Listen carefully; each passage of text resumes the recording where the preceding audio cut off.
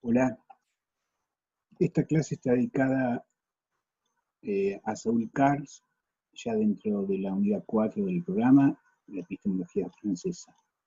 Saul Cars es un investigador argentino residente en Francia, doctor en filosofía de la Universidad de Buenos Aires, doctor en sociología de la Universidad de París, profesor de posgrado en la Universidad también de París. Este profesor, este doctor, ha sido discípulo de Luis Althusser. Luis Althusser fue un epistemólogo francés que se inscribe en la tradición marxista. Saul Cars se ha dedicado a pensar la intervención del trabajo social y de hace más de 20 años se ha dedicado a lo que ha denominado la clínica transdisciplinaria de la intervención social en organizaciones, instituciones y en diversas universidades de Francia, Suiza, Canadá, España, Chile y Argentina. La exposición de la epistemología de Cars la organicé en 3 apartados, el primero sobre lo social, el segundo sobre el sujeto y la ideología, y el tercero sobre la definición del trabajo social. Si esta clase se prolonga, voy a dividirla en 2 partes para que no sea excesivo en una sola grabación. Vemos cuánto tiempo lleva.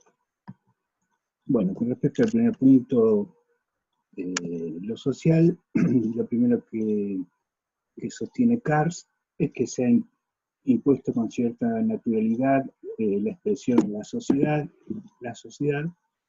y él advierte que ahí se cuela una noción ideológica que encubre la no unidad constitutiva, que la sociedad no es ninguna unidad armónica, indivisible, sino por el contrario, está surcada y atravesada por antagonismos y por contradicciones que a nosotros nos recuerda o remite a lo que hemos visto en el pensamiento, en la reflexión de Adorno, en su debate con Karl Popper, en el que ahí afirma que hay una contradicción en el objeto mismo de la sociología, y justamente esa contradicción es la que atraviesa la sociabilidad capitalista. En su lugar, Cars, en lugar de pensar en términos de la sociedad, en ese lugar él propone el concepto tomado de Althusser, con el cual va a definir el trabajo social, y eso tiene consecuencias acerca de la profesión del trabajo social. Y en su lugar va a proponer el concepto de formación económico-social.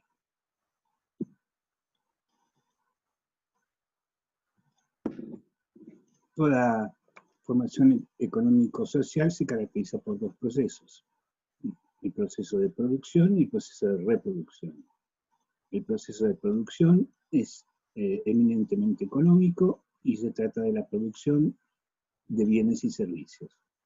La producción de bienes y servicios se da a través de fuerzas productivas articuladas entre sí por relaciones de producción. Más, este proceso económico requiere de complejas condiciones que, como las llama Marx, son superestructurales. En el nivel de infraestructura, que son estas fuerzas productivas articuladas en relaciones de producción, que Marx llama la infraestructura o base económica, sobre la cual se erigen relaciones superestructurales, que son condiciones políticas que tienen que ver con el Estado, el poder del Estado, y relaciones de poder, relaciones de fuerza, y condiciones ideológicas que son normas, digamos, representaciones que validan y justifican esas relaciones económicas y esas relaciones de poder, que las validan, que les otorgan carácter de normales y necesarias. Esas son entonces condiciones ideológicas. De tal manera que lo social, desde esta perspectiva, implica a la vez 3 dimensiones: la dimensión económica, la dimensión política y la dimensión ideológica. Entonces afirma Cars que este concepto de lo social es un concepto transdisciplinario, porque justamente articula lo económico, lo político y lo ideológico. Entonces, se trata de condiciones socioeconómicas, condiciones sociopolíticas y condiciones socioideológicas. El término socio, en las expresiones estas tres, indica este carácter de interdependencia que remite a cualquiera de las tres. Y uno usa la expresión sociopolítica cuando predomina lo político, el objeto político, o uno utiliza la expresión sociopolítico cuando el objeto de interés es lo político, o uno utiliza la expresión socioideológica cuando el objeto de interés, lo que uno focaliza es lo ideológico, pero la primera parte de la expresión socio es para recordar el carácter interdependiente de cualquiera de esos objetos del análisis social, o el análisis de una parte de la formación económico-social, que es interdependiente. Luego, el proceso de reproducción.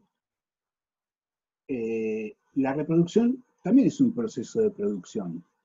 ¿Qué es lo que produce la reproducción? La reproducción produce las condiciones para seguir produciendo, las condiciones de posibilidad para seguir produciendo. O sea, la reproducción no produce bienes y servicios, sino produce las condiciones de posibilidad para seguir produciendo bienes y servicios. O sea, la reproducción es que las máquinas hay que reproducirlas, si se rompe hay que producir nuevas máquinas.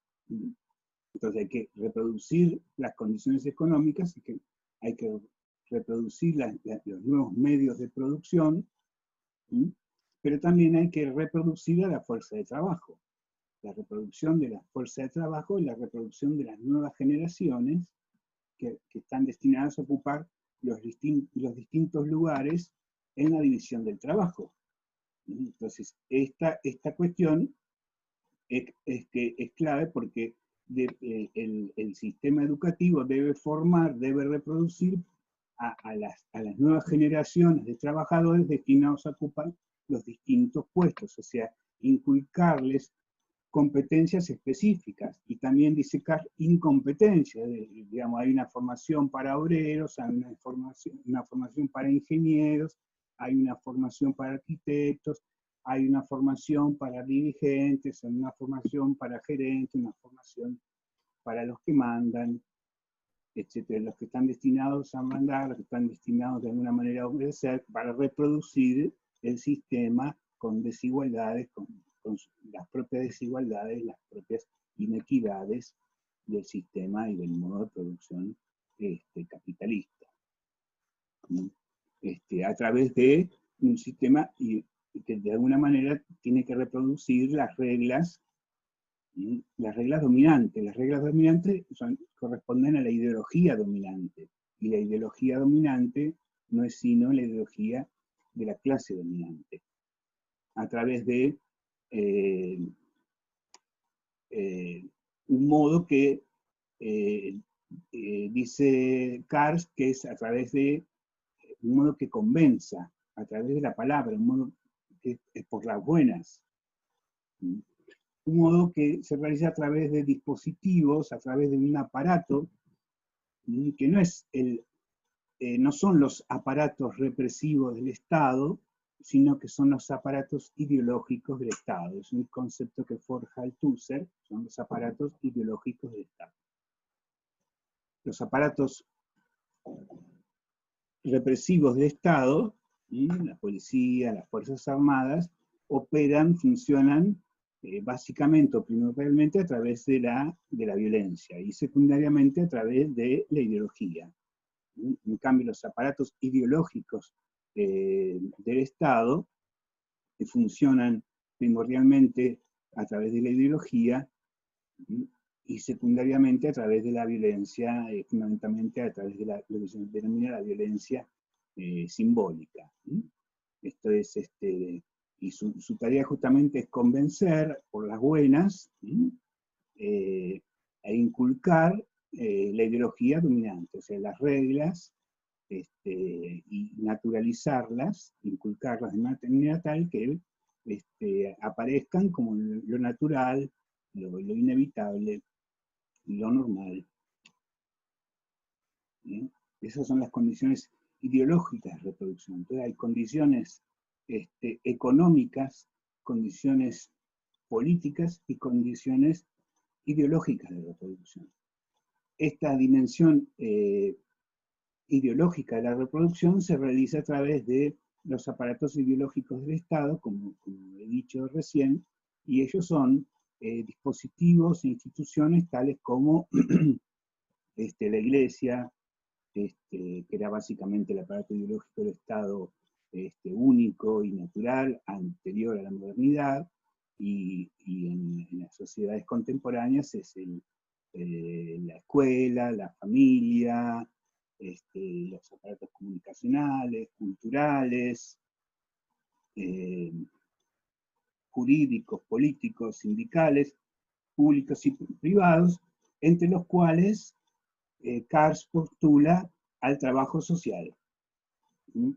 Pero es importante destacar que las condiciones y estas dimensiones de reproducción económicas, políticas e ideológicas disponen de cierta autonomía relativa. ¿Sí? Esto es muy importante. Por lo tanto, los y las trabajadoras sociales, en tanto participan del aparato ideológico del Estado, disponen de cierta autonomía relativa. Eso lo retomaremos después en el punto 3 de la definición del trabajo social.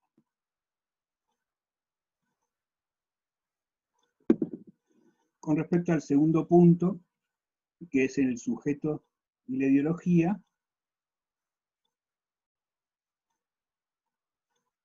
la afirmación, la tesis de Cars es que la ideología tiene la función de constituir a los individuos en sujetos. ¿Sí? Que la ideología es, utilizando un término que toma del psicoanálisis, del psicoanalista Jacques Lacan, la ideología es una interpelación de los individuos en tanto sujetos. Y la ideología permite el reconocimiento de los individuos, ahora lo voy a explicar, en tanto sujetos, que los sujetos se reconocen, los individuos se reconocen como sujetos. Y reconocerse como sujetos es el efecto ideológico fundamental. Reconocerse como sujetos es el efecto ideológico fundamental. Es un efecto tan fundamental como inevitable y necesario. Este efecto ideológico es universal para cualquier ser humano, hacia la condición humana. Con lo cual, aquella tesis del neoliberalismo acerca del fin de las ideologías, algunos de ustedes estarán al tanto de eso si no les cuento, que hace unas décadas, cuando le iba re bien al neoliberalismo, salió la tesis de que, bueno, listo, ya está el fin de la historia, este es el sistema de vida natural al que la historia llegó y se acabó el fin de la historia. No es sino una concepción ideológica por excelencia. Y otra afirmación que también tiene sus adeptos y ha circulado y circula, la posibilidad de estar por fuera de las ideologías, ¿no? De eso es ideológico, yo estoy por fuera de las ideologías, también es una concepción ideológica. No se puede estar por fuera de las ideologías, la ideología es una condición propiamente humana, eso es lo que está sosteniendo, eso es lo que sostiene la teorización, la conceptualización de Althusser, y es lo que sostiene Cars. Veámoslo un poco más en detalle. Lo que dice Cars, que es lo que conceptualiza Althusser, es que los sujetos nacen en el seno de las relaciones sociales, en el seno de relaciones sociales, que es en el seno de redes familiares, donde nacemos como sujetos, en el seno de una familia, o en el seno de instituciones, en el trabajo, en lugares de ocio, en la escuela, donde ahí desarrollamos formas de hacer, de sentir y de pensar, donde se nos inculcan modelos, normas, qué es lo normal, qué es lo normal, qué es lo correcto, qué es lo incorrecto, cuál es el deber ser, qué es lo esperable, qué es lo bueno, qué es lo malo, qué es saludable, qué es lo patológico. Y así desde que nacemos, desde que somos chiquitos hasta que somos adultos, vamos recorriendo en el proceso de socialización, tanto la socialización primaria en el seno de la familia, como después la secundaria, en la escuela y en el trabajo, vamos constituyéndonos como sujetos en estos diferentes ámbitos. Lo que dice Kars es que las relaciones sociales tienen dos lados, un lado o dos aspectos, un lado objetivo y un lado subjetivo. El lado objetivo son justamente estos ámbitos familiares, laborales, de ocio, donde se desarrollan diferentes actividades sociales. Ese es el aspecto objetivo, y el lado subjetivo dice es la materia interna, digamos, y el ejemplo que da es cómo a partir de un cuerpo biológico de macho y hembra se produce el proceso por el cual nos transformamos respectivamente en mujer y en hombre, que son categorías sociales. Nos transformamos en sujetos sociodeseantes, en la expresión de él. Y el aspecto que él subraya es que justamente en estos tránsitos, en estos atravesamientos, no es que está la subjetividad y hay algo exterior que nos determina. Dice que somos soportes de estos entramados, encarnamos estos modelos, estos ideales, estas concepciones sobre lo normal, sobre lo patológico, estas concepciones sobre la feminidad, sobre la habilidad, sobre lo normal, sobre lo patológico. Entonces ahí está el concepto de que esto es, ahí está lo inconsciente, no somos conscientes de ello. Entonces hay un anudamiento entre la ideología y lo inconsciente. Lo inconsciente y la ideología no son dos cosas separadas que se relacionarían teóricamente de manera externa. Y dice que somos constituidos por los procesos inconscientes de la ideología. Somos constituidos por los procesos inconscientes de la ideología. Y además otra cosa muy importante, que no es que portamos o encarnamos una ideología única, homogénea, sino que estamos constituidos por una configuración de ideologías contradictorias entre sí. Estamos habitados por una pluralidad de ideologías que son contradictorias entre sí, y ahí hay algo del orden del inconsciente y de lo contradictorio.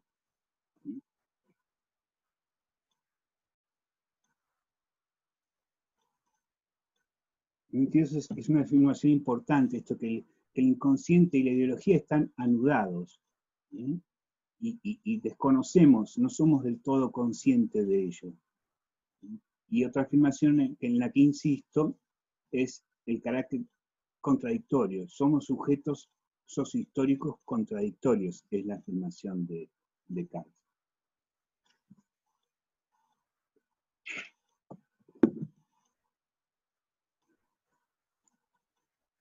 Y otra afirmación ligada a esta es que somos sujetos asujetados, que la noción de sujeto es de sujeto asujetados, por esta cuestión de que encarnamos o somos portadores de configuraciones ideológicas, algunas de ellas desconocidas, que desconocemos, que son inconscientes.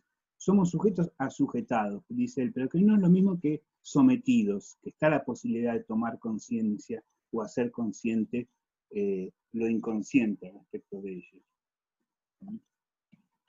Y que esto, digamos, sin estas ideologías, sin estas configuraciones ideológicas, sin encarnar modos de hacer, de sentir y de pensar, representaciones, ideales, normas, concepciones, simplemente no seríamos, no podríamos ser ni varones, ni mujeres, ni profesores, ni alumnos, simplemente no seríamos, es condición de posibilidad de la existencia. Ahora, uno puede tomar conciencia de cómo son estas marcas, los sentidos, las orientaciones, y tomar conciencia de estas marcas y decidir si uno quiere resignificarlas o confirmarlas, digamos. Pero sin ellas no podríamos existir. En el sentido, la ideología no tiene cura, uno no puede estar por fuera de la ideología, uno no puede ser neutral respecto de las ideologías.